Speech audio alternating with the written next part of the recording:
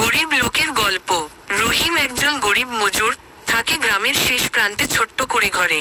প্রতিদিন ভোরে উঠে কাস্তে হাতে মাঠে যায়।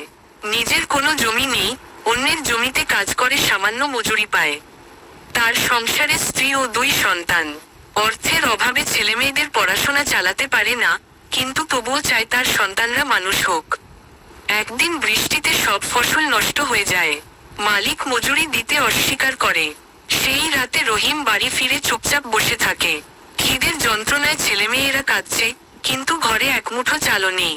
স্ত্রী চোখের পানি মুছে বলে, আমরা হার মানব না। পরদিন রহিম কাজ না পেয়ে শহরে যায়।